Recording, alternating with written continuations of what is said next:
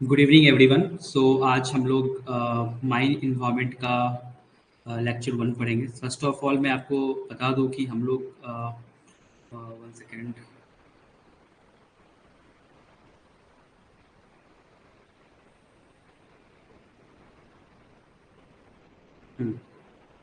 आप देखोगे तो माइन इन्वायरमेंट में हमें माइन मैनेजमेंट में पर्टिकुलरली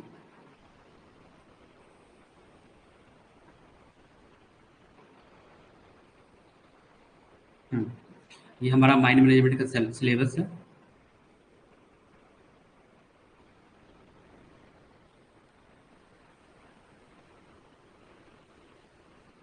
ये रहा, ठीक है। ये हमारा माइंड मैनेजमेंट का सिलेबस है जिसमें हमने आपको बताया था कि फर्स्ट चैप्टर जो है हमारा वो हमारा इंट्रोडक्शन है, evolution of to management, personnel management, production management, financial management. Okay, ये चारों हमारे क्या है, माइंड मैनेजमेंट के टॉपिक्स हैं।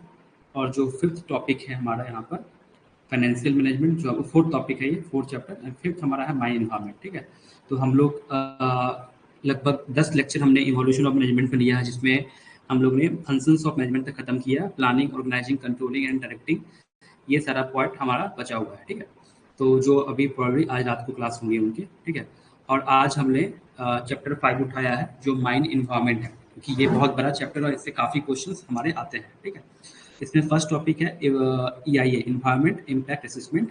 सेकेंड टॉपिक हम लोग देखेंगे environment management plan, ETP, influent treatment plan, STP, sewage treatment plan.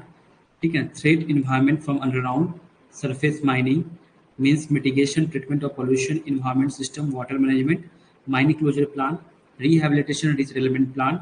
ठीक है ना, right to fair compensation and transparency, land acquisition and rehabilitation act 2013, ये पढ़ना हमें है। Law related to forest land, technical and biological recommendation of the top soil management, ये सारा हमारा आता है माइंड मैनेजमेंट के अंदर। ओके, तो आज हम लोग first topic we will start the, please explain every paragraph in detail. I have seen the last video, sir. You just reading and going. Kindly request you to explain the every easy to understand. Kindly requesting, please explain everything. या definitely हम लोग जो अभी start कर रहे हैं ये detail में हम लोग कर रहे हैं। आप देखो माइंड मैनेजमेंट के जो फर्स्ट टॉपिक्स हैं, मतलब जस्ट बिकॉज ऑफ मैं अगर बताऊं कि ये इंट्रोडक्शन जो पार्ट है यहाँ पे, इसमें हमने 10 लेक्चर लिया है।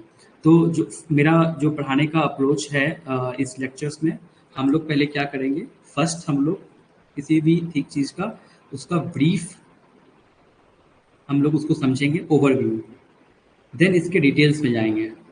तो आप अगर एक शुरू के 1-2 वीडियो देखेंगे तो उसमें हमने ब्रीफिंग किया है, देन उसके लेक्चर 3 to 4 में हमने उसे डिटेल से बताया। ओके बोबली, so coming to our topic, तो आज जो हमारा फर्स्ट टॉपिक है, which is our first topic, that is environment impact assessment, EIA। Okay, environment impact assessment को हम लोग डिटेल में समझते हैं। ठीक है, first of all understanding the EIA कि EIA होता क्या है। ठीक है, what is EIA, first of all we have to understand this things. So मैं आपको बता दूं, एक मतलब एक ब्रीफ बताता हूँ इसका।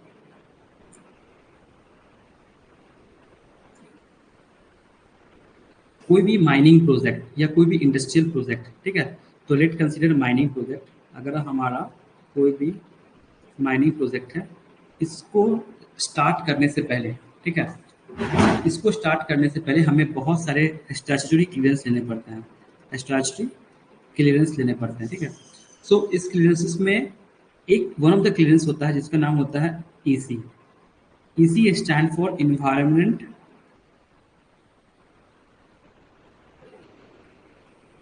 क्लियरेंसेस। ओके, इन्वायरमेंट क्लियरेंसेस का एक पार्ट होता है जिसमें हम लोग को जो गाइडलाइन है वो हमें सजेस्ट करती है, जो लॉ और रूल सजेस्ट करती है, हमें एक EIA रिपोर्ट बनाना पड़ता है।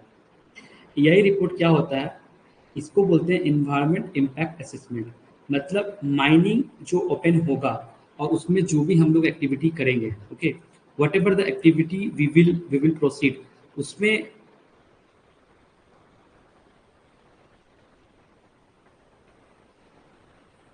sure.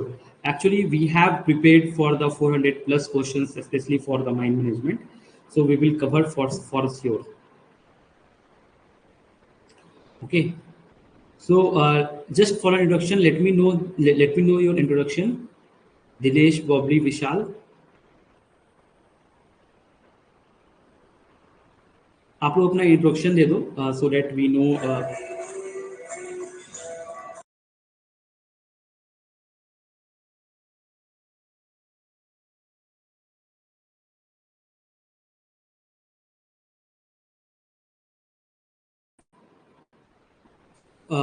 Okay, so come to our topic. So EIA जो होता है वो जस्ट इन्वायरमेंट क्लियरेंसेस का एक पार्ट होता है, जिसमें हम लोग क्या करते हैं, जो भी माइनिंग ऑपरेशन है, whatever the mining operation is going there, उससे जो भी इम्पैक्ट आता है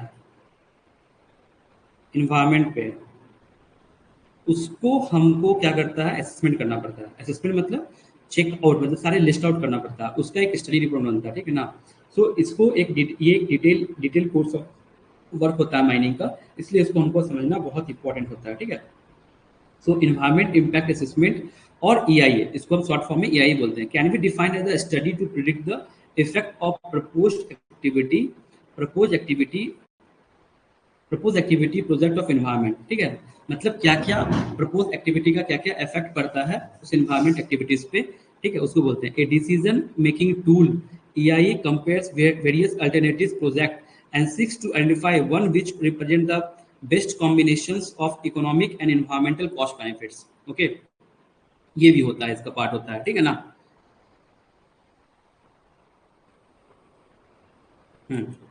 बेसिकली क्या होता है इन्वायरमेंट EIA में, कि हम लोग क्या करते हैं कि इकोनॉमिक और इन्वायरमेंट को दोनों को प्रोस्पेक्टिव में रखते हुए हम लोग क्या करते हैं, इसको ये इस इन्वायरमेंट एक्टिविटीज को हम लोग फाइंड आउट करते हैं. सो हम लोग आज एक ब्रीफ ओवरव्यू समझेंगे कि व्हाट इज इन EIA, कैसे EIA का इवोल्यूशन हुआ, what is the history of EIA and the EIA process, कैसे EIA हम बनाते हैं, and forms and the impact assessment, वो कैसे हम निकालते हैं, ठीक है. So first the question is, आप लोग को ये क्वेश्चन आएगा कि व्हाट इज EIA क्या है.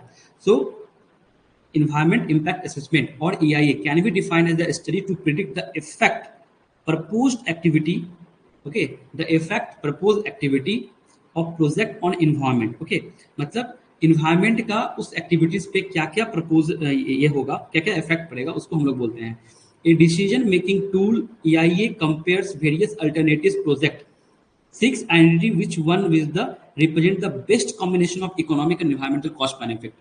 मतलब मैं अगर एक एग्जांपल बताऊं, फॉर एग्जांपल देखो माइनिंग एरिया में क्या होता है, माइनिंग एरिया में होता है फॉर एग्जांपल ये हमारा माइनिंग है, for example this is our road, ठीक है, रोड है, ठीक है, और ये हमारा मान लो ओपन कास्ट माइन है, this is open cast mine, this is road, this is river. Okay, so ये अगर यहाँ माइनिंग हुआ क्या हुआ है, डस्ट आएगा, डस्ट हमारा रोड पे आएगा, ठीक है. इस यहाँ रिवर है तो यहाँ पे जो भी डस्ट आएगा ये रिवर को कंटेमिनेट करेगा, तो ये क्या हो रहा है, हमारा इन्वायरमेंट को नेचुरल थिंग क्या कर रहा है, ये इम्पैक्ट कर रहा है. तो इसका क्या करेंगे हम लोग, इन्वायरमेंट मैनेजमेंट प्लान बनाएंगे, इन्वायरमेंट मैनेजमेंट प्लान बनाना पड़ता है, ठीक है. तो इसलिए हम लोग क्या करते हैं, जितने भी प्रपोज एक्टिविटीज हैं, whatever the propose activities which is related to the environment, हम लोग उसको लिस्ट आउट करते हैं. Okay, so EIA systematically examine the both beneficial and adverse consequence of the project, okay, and ensure that these effects can be into the account of during project design. It helps to identify possible environment effect and propose measure to the mitigate adverse effect and predict the whether there will be significant adverse effect of the, मतलब कि जितना भी adverse effect mining का पड़ेगा, ठीक है, वो सारा चीज हम लोग क्या करेंगे, लिस्ट डाउन करते हैं, ठीक है. इसका अगर हम इवोल्यूशन की बात करें, मैं जस्ट आपको एक अभी ओवरव्यू दे रहा हूँ, उस ओवरव्यू के बाद हम लोग इसको डिटेल में, इसको हम लोग इस बारे PDF से हम लोग इसको डिटेल में आपको मैं बताऊंगा, ओके, ठीक है, लैंड इन्वायरमेंट या कैसे कैसे इसको हम लोग प्रोसेस करते हैं, ठीक है ना. So first we have to understand कि EIA होता क्या है. तो EIA से आपने क्या समझा कि ये EIA क्या होता है, इन्वायरमेंट इम्पैक्ट असेसमेंट है, जिसमें हम लोग बेसिकली ये करते हैं कि हमारा क्या क्या इम्पैक्ट पड़ता है उस ऑपरेशंस का इन्वायरमेंट पे. Okay, by considering the environment effect the project and their mitigation early in the project planning, मतलब प्रोजेक्ट प्लानिंग के स्टार्टिंग में ही हम उसका मिटिगेशन पता कर लेते हैं कि कैसे करना है। Environmental assessment has many benefits such as protection of environment and optimal utilization of resource and saving the time and cost another project. Okay, properly conduct of EIA is the reason conflict of the promoting community participation and informing decision maker help to lay the base environmental sound project. Okay, जो भी proper planning अगर आपका रहता है environment impact को आप सही से प्लान करते हो।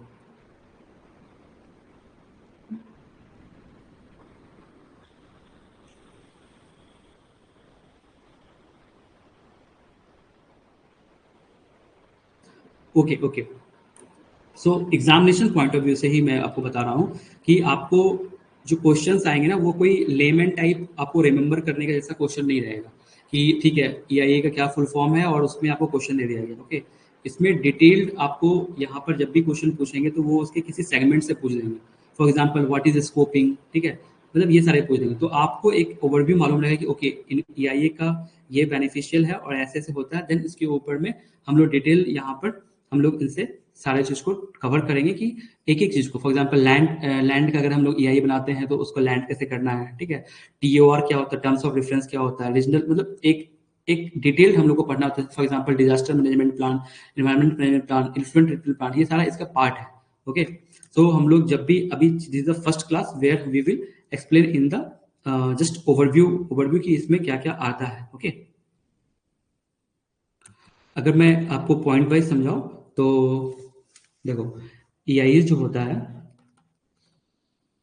वो बेसिकली क्या करता है, इन्वायरमेंट इम्पैक्ट लिस्ट डाउन करता है for mining and it's activities का, ठीक है। और उसके बाद क्या होता है, हम लोग इसको जितने भी एक्टिविटीज होते हैं उसको लिस्ट डाउन करने के लिए उसका मिटिगेशन प्लान बनाते हैं। Okay, so evolution of EIA जो कि बहुत इंपॉर्टेंट है कि ये आपको EIA कैसे आया। EIA is the one of the successful policy innovations of 20th century of environmental conservation. Okay, हम लोग को इन्वायरमेंटल को कंजर्व करें, मतलब फॉर एग्जांपल अगर हम लोग माइन खोलते हो, आप सभी को पता है कि माइंस हमारा क्या होता है, या तो फॉरेस्ट होता है या वहां पर कोई वेजिटेशन या प्राइवेट आपको बिल्डिंग्स वगैरह होंगे, ठीक है। हम लोग कहीं ना कहीं पे इन्वायरमेंटली इसको हम लोग क्या करते हैं, अफेक्ट करते हैं, ठीक है ना। तो इसको इन्वायरमेंटल कंजर्वेशन के लिए कोई भी प्रोजेक्ट लगाने से पहले हम लोग क्या करते हैं, उसके सारे जितने भी उस through out the project life जितनी भी इन्वायरमेंटल डिग्रेडेशन होगा उसको वापस से रिहेबिलिट करना, जैसा वो है जिसको बोलते हैं पूर्ण निर्माण करना, उसको वैसा ही हम लोग कर, जैसा था वो वैसा ही बना दे। उसके लिए हम लोग एक प्रोजेक्ट प्लानिंग के लिए हम लोग को ये EIA जरूरत होता है। 37 years ago, there was no EIA, but today it is formal process of in many countries is currently practiced more than 100 countries. EIA is a mandatory regulatory after it's in early 1970, मतलब कि 1970s के बाद ये क्या किया गया, उसको आपको EIA कंपलसरी कर दिया गया। कोई भी अगर प्रोजेक्ट लगा रहे हो आप, चाहे वो पावर प्लांट हो या फिर माइनिंग प्रोजेक्ट हो, EIA is the compulsory process to the getting the EC approval, that is environmental clearance approval. Okay, with implementation of, ये किसके अंदर है, national environmental policy act NEPA 1969 in the US, a large part of initial development took place a few high income countries like Canada, Australia, New Zealand, ये सारे जगह पे ये लोग ये एक प्रोसेस की तरह आया, ठीक है। और EIA जो है ये एक ऐसा रिपोर्ट है जो आपको, जो आपके प्रोजेक्ट को ये बताता है कि वो कितना साउंड है। ओके, फॉर एग्जांपल अगर मैं आपको एग्जांपल देता हूँ कि आप एक ऐसी कंपनी हो, फॉर एग्जांपल मान लो कोई भी ABC कंपनी है, लेट अस कंसीडर ABC कोई कंपनी है, ये कंपनी किसी बैंक से लोन लेगा, तो ये जो बैंकर है इनके जो ड्यू डिलिजेंस करना है, ड्यू डिलिजेंस मतलब इसके सारे डॉक्यूमेंट देखेगा, तो इसका एक डॉक्यूमेंट EIA और EMP भी देखिए, मतलब ये लोग कितना अच्छा इन्वायरमेंटली फ्रेंडली माइनिंग कर रहे हैं। ओके, देन जाके इनका लोन अप्रूवल होता है, क्योंकि ये एक रिस्क होता है। अगर मान लो आप एक कंपनी हो और आप EI मतलब आप ठीक से माइनिंग नहीं कर रहे हो, मतलब फॉर एग्जांपल आप इन्वायरमेंट को बहुत डिग्रेड कर रहे हो, तो इससे क्या होगा, इससे ये होगा कि आपका माइनिंग कभी भी बंद कर सकता है गवर्नमेंट, ठीक है ना। वन सेकेंड,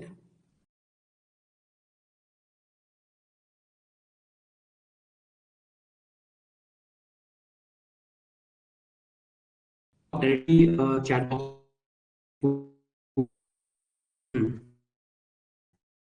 तो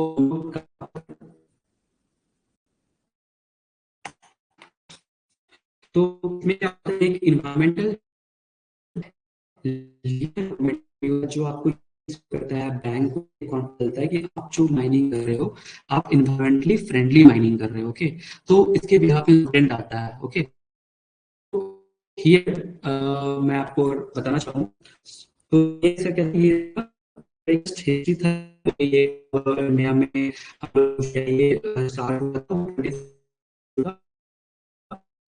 37 साल का प्रोसेस था, बट एनवायरमेंटल पॉलिसी एक्ट हम लोग ये किया the company to establish any of the industry like mining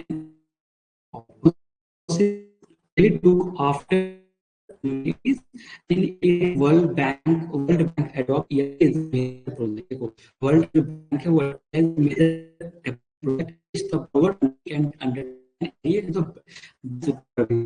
मतलब तो एक लिस्ट में भी ये point wait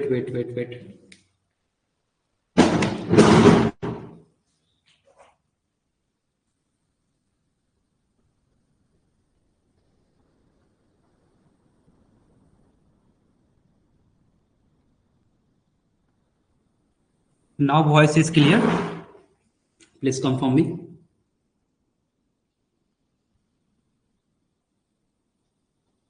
Now voice is clear, Himanshu.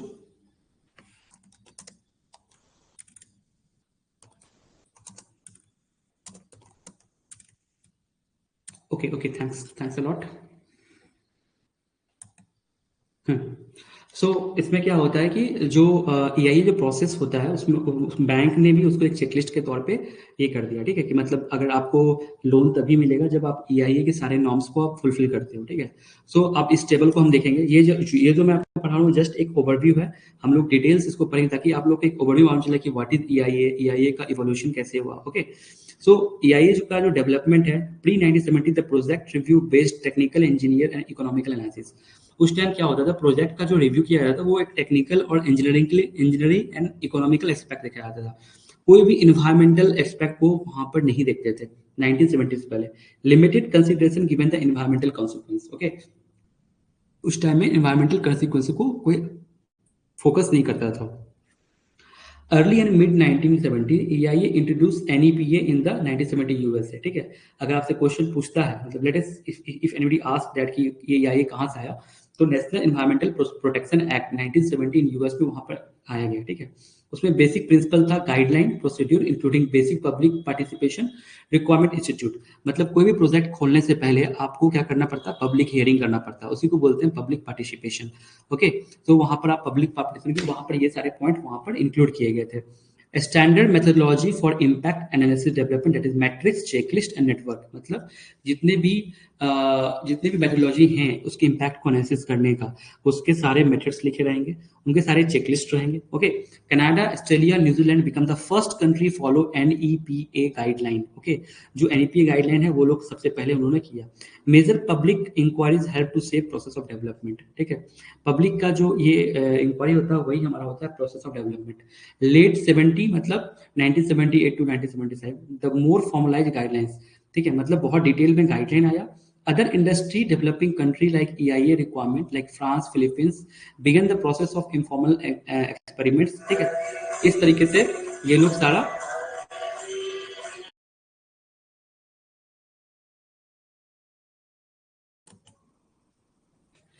Late 1970 और अर्ली 1980s में क्या था कि ये सारे जितने भी नीदरलैंड सारे लोग ने इसको फॉलो करना शुरू कर दिया, ठीक है। जस्ट इसमें क्या आपको एक आइडिया लग रहा है कि ये इवोल्यूशन कैसे हुआ इसका। पहले 1970 में नेशनल एनवायरमेंटल प्रोटेक्शन एक्ट में ये आया, उसके बाद कुछ कंट्रीज को फॉलो करने लगे, ठीक है, बाद में सारे कंट्रीज को फॉलो करके स्टेलाइज कर दिया, ठीक है। मिड 80s में इसमें क्या हुआ, the Europe EC directive EIA establish basic principle and procedure requirement for the member states, increase effort of the cumulative effect, World Bank and leading international agency establish EIA requirement, ठीक है। उसके बाद ये हमारा एशिया में, for example Asia में हमारा ये स्प्रेड हुआ, ठीक है, मतलब कि 1980s का मिड में। ओके, 1990s में requirements of the transboundary effect of scope conversion, increase GIS and informatic technology.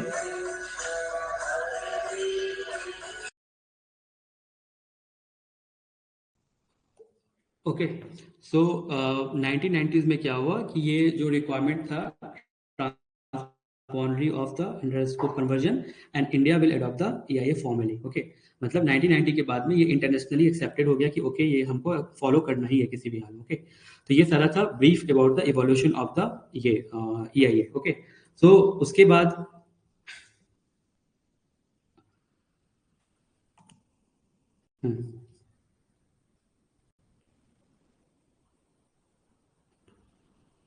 उसके बाद ये है हिस्ट्री ऑफ द इंडिया. ठीक है, इंडिया में ये कैसे आया, मतलब आप लोग पहले देखिए कि हमारा NEPA एक्ट आया 1970 में, वहाँ पर USA में ये EIA को इंट्रोड्यूस किया गया. ठीक है, और EIA इंट्रोड्यूस करने के बाद में इसको हम लोग ये अक्रॉस द वर्ल्ड ये आपको प्रोपोगेट किया. Okay, the Indian experiences with environmental impact assessment begin over the last 20 years. It started 1976 and 77.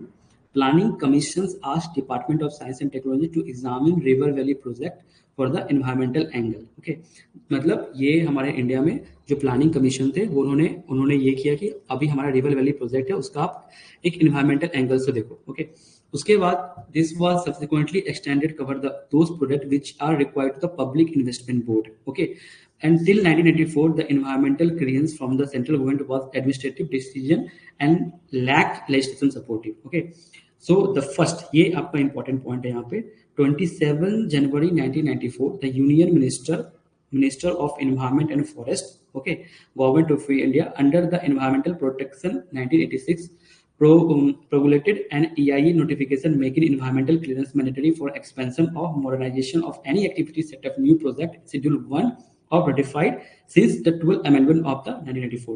First EIA जो हमारा इंट्रोड्यूस किया गया फॉर्मल वे में आपको 27 जनवरी 1994. तो ये क्वेश्चन आपका पहला क्वेश्चन बनता है आपका जो एग्जामिनेशन पॉइंट ऑफ व्यू से ये पूछा भी गया है क्वेश्चन में कि फर्स्ट EIA हमारा कब आया है.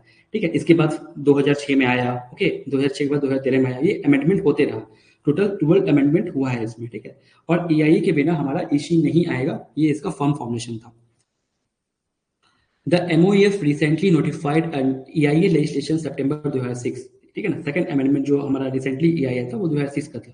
The notifications make it mandatory for various projects such as mining, thermal power project, river valley infrastructure, roadways, port and airports. The industry including very small electroplating and foundry units environmental clearance. However, unlike EIA notification 1994, the new legislation has put onus clearing the project state government and depending on the capacity and size of the project. Okay, ये सारा इसका एक history है. तो हमें दो date याद रखना है कि जो फर्स्ट EIA था हमारा 1994 में आया और सेकंड EIA जो हमारा 2006 में आया.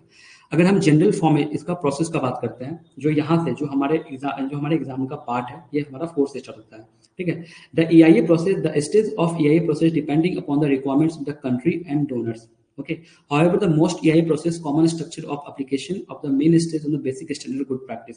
The environment impact assessment consists of 8 steps. Each step equally important to determine the overall performance of the project. Okay. ये जो हमारा 8 step होता है यही हमारा 8 step है. First, second, ये जो हमारा अभी हम लोग नीचे पढ़ेंगे. ठीक है, मतलब typically the EIA process begin with the screening. Okay. First process हमारा क्या होता है, screening. Ensure the time resource are directed at the proposal that matter of environmentally in the with some of the follow up the implementation of decision of action taken resulting in EIA report, the 8 step of the process below. ठीक है, मतलब हम लोग को India में ये क्या किया गया, इसका एक स्टेप डिफाइन किया जो हमारा 2006 में आया था. कब आया था, 2006 में. उसका डिटेल नोटिफिकेशन हम लोग पढ़ेंगे. सो इसका जो 8 स्टेप है, फर्स्ट है स्क्रीनिंग, सेकंड है स्कोपिंग, थर्ड है इम्पैक्ट एनालिसिस, फोर्थ है मिटिगेशन, फिफ्थ है रिपोर्टिंग, सिक्स्थ है रिव्यू ऑफ EIA, सेवंथ है डिसीजन मेकिंग एंड एट्थ है पोस्ट मॉनिटरिंग, जिसको हम लोग एनवायरमेंटल मैनेजमेंट ये भी बोलते हैं. ठीक है ना, और ये एक प्रोसेस है. ठीक है ना, तो हम लोग समझेंगे कि स्क्रीनिंग में क्या करते हैं. मैं आपको बता दूं कि इसके एक एक स्टेप को हम लोग को डिटेल्स में पढ़ना है. ये जस्ट एक ओवरव्यू है, आपको ये मालूम चल जाए कि हमारा EIA कैसे क्या होता है, EIA का इवोल्यूशन कैसे हुआ, EIA कैसे कैसे पूरे वर्ल्ड में स्प्रेड हुआ, इंडिया में कैसे आया. जस्ट मैं आपको ओवरव्यू दिया अभी तक. ओके, सो द स्क्रीनिंग में क्या होता है, the first stage of EIA which determines whether the proposed project required an EIA, if does then the level of assessment requirement. Okay, मतलब इसका जो फर्स्ट स्टेप है इसमें डिटरमाइन करता है कि जो प्रपोज प्रोजेक्ट है उसमें EIA का क्या रिक्वायरमेंट है। सेकेंड है scoping. This stage identify the key issues and impact should be further investigated. This stage also defines the boundary and time limit of study. Okay, पहले स्टेज में हम लोग को ये देखना होता है कि प्रोजेक्ट फिजिबल है या नहीं है, ठीक है, तो ये हमारा फर्स्ट स्टेज होता है। मतलब कि मतलब जरूरी नहीं है कि फॉर एग्जाम्पल मान लो कोई आदमी एक हेक्टेयर में कोई आपको ये खोल रहा है, इंडस्ट्री खोल रहा है, तो जरूरत नहीं है उसको करना है। तो इसके लिए गवर्नमेंट ने क्या किया, based on the land requirement ये डिफाइन कर दिया, ठीक है ना। तो EIA का जो फर्स्ट स्टेप स्क्रीनिंग है उसमें ये हम लोग देखते हैं कि प्रोजेक्ट में अगर कोई प्रोजेक्ट है तो मैं आपको यहाँ समझा देता हूँ।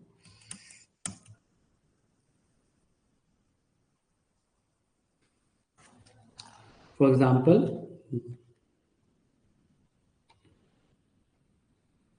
स्क्रीनिंग में हम लोग चेक करते हैं, क्या चेक करते हैं, इज प्रोजेक्ट रिक्वायर्ड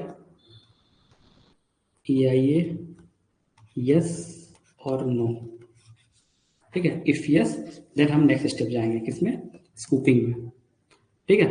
अगर हमको उस प्रोजेक्ट में रिक्वायरमेंट है देन हम नेक्स्ट, नो हुआ तो वहीं पर आके स्टॉप हो गया। स्कूपिंग क्या है, the stage identify the key issues and impact that should be further investigated. This stage also define the boundary and time limit of the study. Okay, इस स्टेज में हम लोग फर्दर इन्वेस्टिगेशन करते हैं इम्पैक्ट का, और इसमें हम लोग टाइम लिमिट रहता है कि कितने टाइम लिमिट में हमको ये बना के देना होता है। थर्ड स्टेप आता है impact analysis. This stage of EIA identify and predict the likely environment and social impact of proposed project and evaluates the significance. Okay, इस स्टेज में क्या होता है, इस स्टेज में हम लोग प्रेडिक्ट करते हैं एनवायरमेंटल एंड सोशल इम्पैक्ट, ठीक है। हमारा उसका एनवायरमेंटल इम्पैक्ट क्या पड़ता है, सोशल इम्पैक्ट क्या करता है प्रपोज प्रोजेक्ट का। ओके, फोर्थ स्टेप आता है mitigation. This step EIA recommends the action reduce and avoid potential adverse environmental consequence of development activities.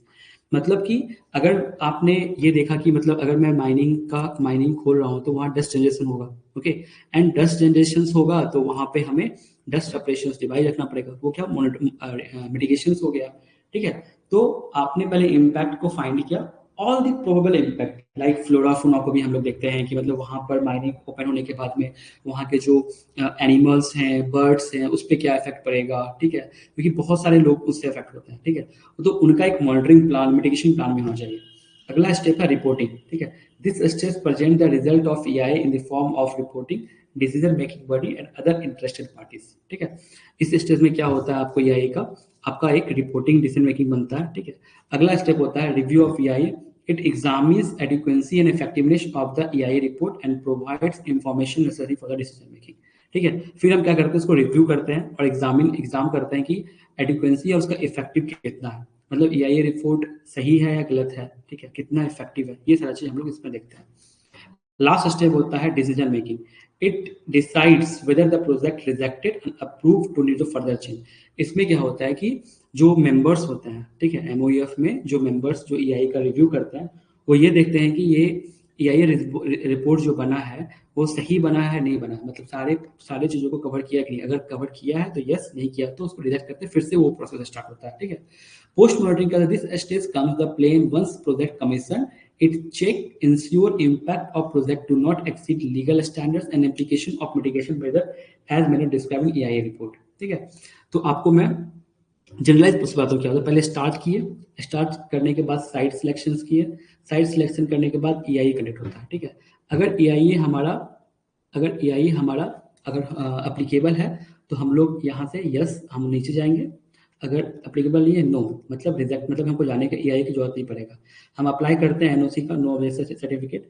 ये जो SPCB बोला हुआ है, state pollution control board arrange public hearing, मतलब अगर आप जो जिस स्टेट में है उस स्टेट में एक स्टेट पोल्यूशन कंट्रोल बोर्ड होता है, वहाँ पब्लिक हियरिंग होता है, ठीक है। The project proponent apply the environmental clearance and submitting required document EIA NOC to the SPSP, ठीक है। फिर क्या होता है, जो EIA बनाता है, एनवायरमेंट इम्पैक्ट असेसमेंट बनाता है, जो भी एनओसी है वो आपको जमा करता है स्टेट पोल्यूशन कंट्रोल बोर्ड को। Review of environmental appraisal committee, यहाँ पे क्या होता है, अप्रेजल कमेटी होती है हमारा, जिसमें बहुत सारे मेंबर्स होते हैं जो इसको रिव्यू करते हैं, किसको, EIA को, ठीक है। अगर वो एक्सेप्ट होता है that is well and good, अगर रिजेक्ट होता है तो फिर हम वो आगे हम बढ़ ही नहीं सकते हैं, ठीक है। अगर वहाँ पर चेंज बोलता है तो हमको चेंज करने के लिए फिर से हम वापस से EIA का हमको काम शुरू करना होता है। ये एक मैनुअल प्रोसेस है रिसोर्स इसका, ठीक है, जिसको हम लोग डिटेल्स पढ़ेंगे। यहाँ तक कोई दिक्कत?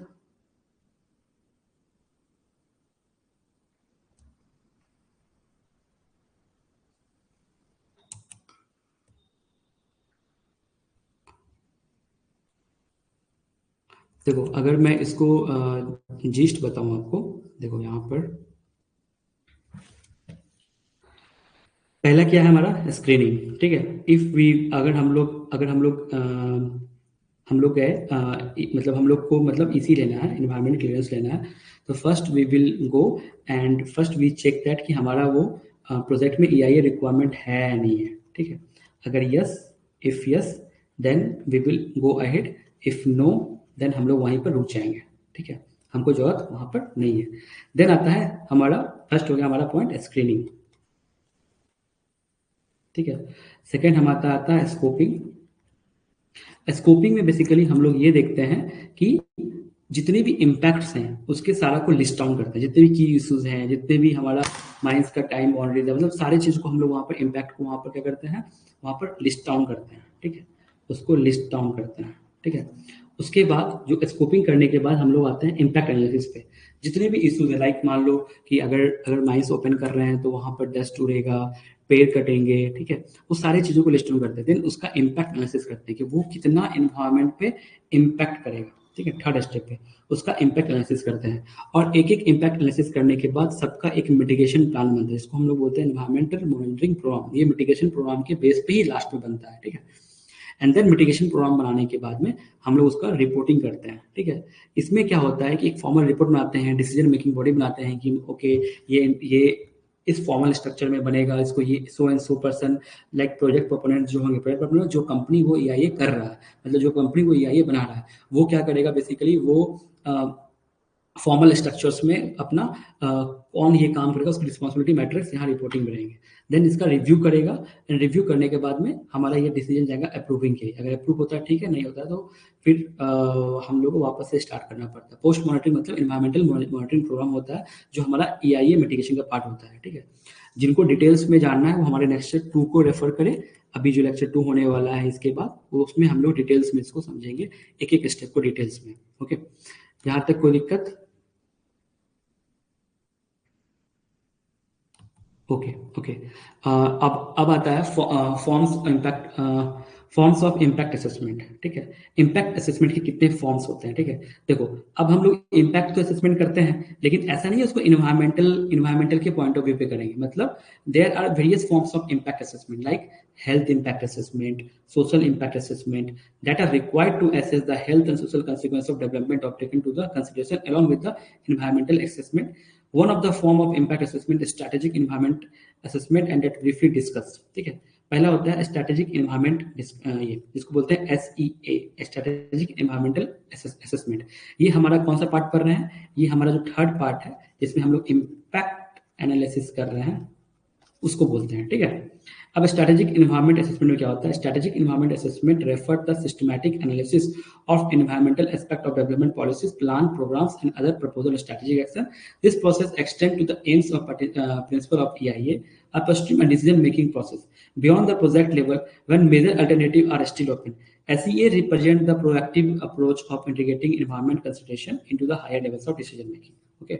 Despite its wide use of acceptance, EIA has created shortcoming at tools minimizing the environmental effect and development proposal. It takes place relatively late and downstream decision making process and major alternative of the A.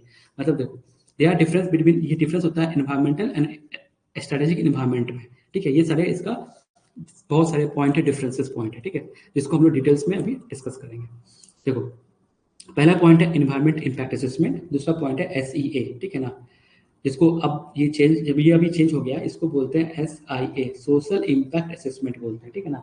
SIA study इसको बोलते हैं, social impact assessment. ये आपको मैं details में पढ़ाऊंगा फिर next जब इसको स्टार्ट करेंगे। सो इसका डिफरेंस समझते हैं।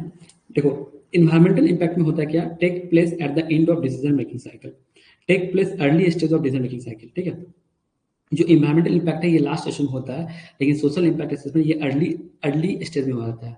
Reactive approach to development proposal, ये हमारा प्रोएक्टिव अप्रोच होता है डेवलपमेंट प्रपोजल को। ये हमेशा हमेशा याद रखना, रिएक्टिव और प्रोएक्टिव में। इसमें क्या होता है कि आप जब सोसाइटी को कंसिडरेशन करते हो तो हमारा एक हम लोग खुद से नॉर्म्स बनाते हैं, तो वो प्रोएक्टिव होता है। Identify the specific impact on environment, इसमें हम लोग एनवायरनमेंट के रिलेटेड स्पेसिफिक इशू कंसिडर करते हैं। Also identify environmental impaction issues of sustainable development, इसमें हम लोग क्या करते हैं, environmental as well as social development को भी कंसिडरेशन करते हैं। Consider limited number of feasible alternatives, consider broad range of potential alternatives. Limited review of, इसमें क्या होता है, इसमें क्या होता है, limited review of cumulative effects. ठीक है, इसमें emphasis on the mitigation and minimizing the impact, early warning cumulative effect. नॉरो prospective होता है, हाई लेवल डिटेल्स इसमें चाहिए। इसमें क्या होता है, emphasis on the meeting of environmental objective, maintaining natural systems. Well defined process इसमें रहता है। इसमें क्या होता है, ब्रॉडर लोअर लेवल जो होते हैं वो डिसाइड करते हैं कि क्या क्या इसमें होगा। Focus on the standard agenda treatment symptoms of environmental deterioration, इसमें जो एक स्टैंडर्ड होता है, और इसमें होता है मल्टीपर्पस एंड हम लोग जो पॉलिसी बनाते हैं वो based on the ground reality बनाते हैं। ठीक है ना, ये सारे डिटेल्स मैं आपको जो बताया हूँ ये बेसिकली जस्ट एक ओवरव्यू है। Sir, what is reactive and proactive? I have explained in my previous lecture of DGMS की reactive, proactive. Again, you are asking Himanshu Goswami. मैंने अभी DGMS के लेक्चर में reactive and proactive बताया था, example देके। चलो मैं एक बार फिर बताता हूँ। देखो, रिएक्टिव और प्रोएक्टिव जो ये क्वेश्चंस है ना, ये इसमें बेसिकली ये डिपेंड करता है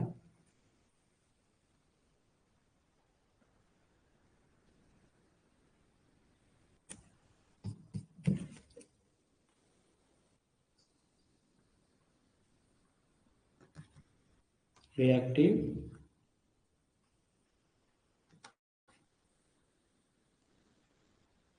प्रोएक्टिव। रिएक्टिव क्या होता है, ये जो लेट डाउन रूल्स हो गए, रेगुलेशंस हो गए, ठीक है, ये सारे जो बने हैं हम जब उसको फॉलो करते हैं तो हमारा नेचर रिएक्टिव होता है। प्रोएक्टिव क्या होता है, सेल्फ रेगुलेशन, जो आप खुद से बनाते हैं। ठीक है, माइंड्स का ग्राउंड रियलिटी देखे जो आप खुद से बनाते हैं उसको सेल्फ रेगुलेशन बोलते हैं। इसको आप क्या स्वेच्छा से करोगे, अपने मन से करोगे। ठीक है ना। रिएक्टिव क्या होता है, जो भी स्टैंडर्ड्स रेगुलेशंस बने हुए हैं आपको उसी को फॉलो करना होता है। इसमें क्या होता है, आप तो सेल्फ रेगुलेशन बनाए हो, अपने माइंड्स के खुद से रेगुलेशन बनाए, तो आप उसको फॉलो करते हो। ठीक है ना, ये एक हमारा प्रोएक्टिव में क्या होता है, हमारा जो ग्राउंड का टीम है वो खुद पार्टिसिपेट करता है सारे हजार्ड्स को आइडेंटिफाई करने में, सारे इम्पैक्ट को आइडेंटिफाई करता है। ठीक है, और वो खुद ही उसका रेगुलेशंस को रेफर करके खुद ही उसका एक्शन प्लान बनाता है। यहाँ पर क्या हुआ, जो डिसीजन मेकर हैं, जो हायर अथॉरिटीज हैं, वो लोग रूल्स रेगुलेशन बना देते हैं, जिसको हम लोग को अगर हम वो प्रैक्टिकली पॉसिबल नहीं है तब भी हम उनको करते हैं। इसीलिए हम आप देखोगे कि एसएमपी जो होता है, सेफ्टी मैनेजमेंट प्लान होता है, ये हमारा क्या है, ये हमारा प्रोएक्टिव है, नॉट अ रिएक्टिव है। बट सीएमआर लोग जो जो बने हुए हैं वो हमारा रिएक्टिव होता है, मतलब इसको हमको बायलॉ को फॉलो वो कंडक्ट फॉलो करना पड़ता है। बट एसएमपी जो है वो सेल्फ रेगुलेशन है। सेल्फ रेगुलेशन मतलब जो हम लोग खुद से बनाते हैं, टीम बना के हम लोग गठित करके बनाते हैं, उसको बोलते हैं। ठीक है, yes sir, I remember, I am sorry, okay okay, हाँ, मतलब वही है, सिमिलरली जो मैंने इससे पहले बताया था आपको वही है same. It is not any कोई मतलब डिफरेंसेस नहीं है इसमें। और मैं बता दूं कि ये जस्ट एक ओवरव्यू क्लास था, इसका डिटेल मैं इसको चैप्टर वाइज एक एक टॉपिक को डिटेल्स में बढ़ाऊंगा, बिकॉज इससे बहुत सारे क्वेश्चंस बनते हैं, या ये क्या है, कैसे आया, कौन से रेगुलेशंस हैं, कैसे एनालिसिस करते हैं। हम थोड़ा सा फास्ट फॉरवर्ड में इसको मैं आपको पूरा कवर करूंगा। ठीक है, इसमें प्रोजेक्ट ए क्या होता है, प्रोजेक्ट बी क्या होता है, ठीक है, ये सारे डिटेल्स मैं आपको इसमें पढ़ाऊंगा। ठीक है, एक ओवरव्यू भी दूंगा और थोड़ा फास्ट पढ़ाऊंगा, बिकॉज ये थोड़ा बड़ा पीडीएफ है, इसको हम फास्टली हम लोग कवर कर लेंगे। ठीक है, इसके सारे चीज़ आपको यहाँ पर डिटेल्स में रहेगा, तो आपको समझ भी अच्छे से आएगा, और कहीं से भी क्वेश्चन पूछेगा तो आप बना पाओगे। Okay, any doubt, if you are face any doubt you can ask me now.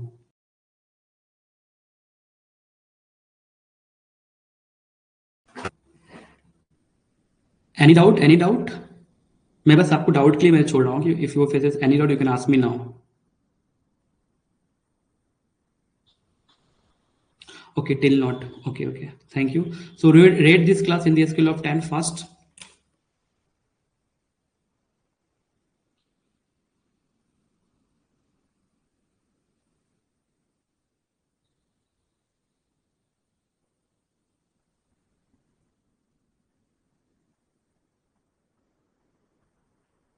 Okay, thank you Murmu.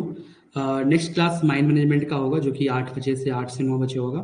Mind management में प्लानिंग, डायरेक्टिंग, इवोल्यूशन, ये सारी चीज हम लोग कवर करेंगे। Okay, so thank you so much for your active participation. Mind environment का lecture 2 कल होगा, जिसमें हम लोग डिटेल स्टार्ट करेंगे, जिसमें environmental impact assessment, environmental monitoring program and land acquisition, ये सारा चीज हम लोग उसमें स्टार्ट करेंगे। Okay, so thank you so much for your active participation Himanshu and Murmu.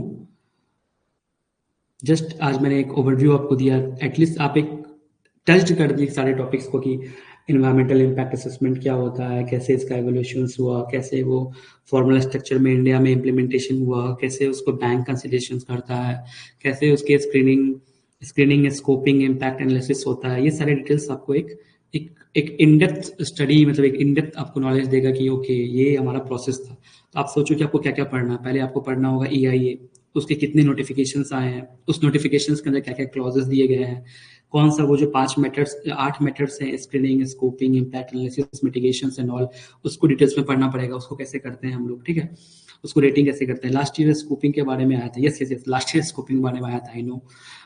तो इस तरीके से क्वेश्चंस वहां बनते हैं, तो इसको डिटेल्स में पढ़ना पड़ेगा समझ के, ताकि आप वहां जब क्वेश्चनिंग आंसरिंग जब आए तो आप उसको समझ के आंसर दे पाओ। Okay, thank you so much